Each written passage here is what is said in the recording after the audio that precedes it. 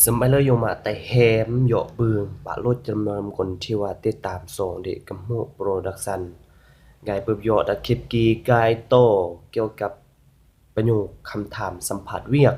ซึ่งคลิปกลาดกายโกเบิร์นได้สอนแล้วแต่นี่ไกสอนโตเพิ่มประโยคเพิ่มคำถามจีอาคำถามแนวเมื่อนี้กายแยงพร้อมเหยาะเลยคำถามที่1ก็เหมือน Can you tell me about your education background? Can you tell me about your education background? ก็เหมือนอันเดนิมอกประวัติการศึกษาเราเดนิเรียนจบอันเมื่อกายจบเมื่อแน่การศึกษานี้เดเกยศึกษายัดอันเมื่อแน่เรากายอันโลด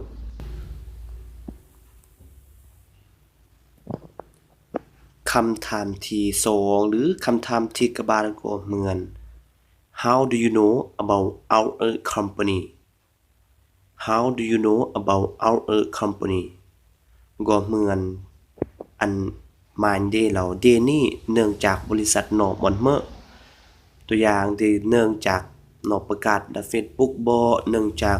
ย่ออากลแต่งเวียงต่อบริษัทนี้แนะนำอันเดบ่หรือว่าเนื่องจากการติดป้ายโฆษณา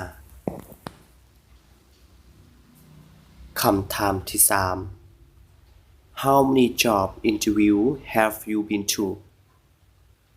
How many job interview have you been to? ว่าเหมือนเดนี่เคยสัมภาษณ์เวียกหรือเคยสมัครเวียกปะมอนเมื่อไกแน่คำถามที่4 Do you have any special skill? Do you have any special skill? ก็เหมือนเดนี่ทักษะด่านก็เหมือนแน่หรือคันจะเราลงก็เหมือนทักษะพิเศษหรือว่าพรสวรรค์ของเดนี่เดสามารถแต่งเมื่อเบิ่นแน่คำถามที่5 Have you ever been fired from a job before? Have you ever been fired from a job before? ก็เหมือน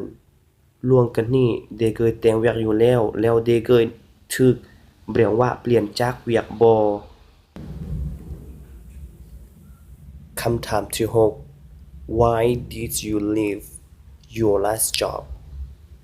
Why did you leave your last job? คำถามนี้จะหมายเราแต่งเมื่อเดจึงเรียนจากเวียกซึ่งเดเคยแต่งมั่งนี่คำถามที่7 How much salary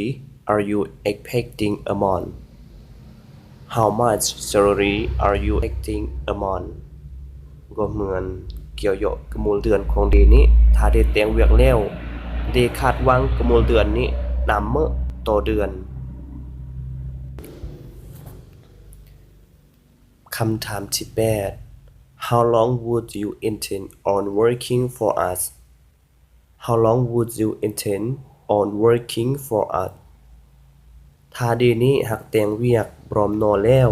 ดิจะแต่งยอพร้อมนอนี้เริ่งนำเมื่อ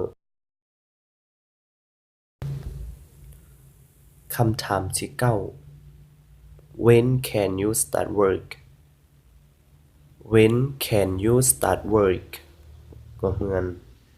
ยามเมื่อเดสามารถเริ่มเวียกเบือนจะเมื่อปั๊มกี้บ่อาทิตย์หน้าบ่เดือนหน้าบ่โนจุนึงเรา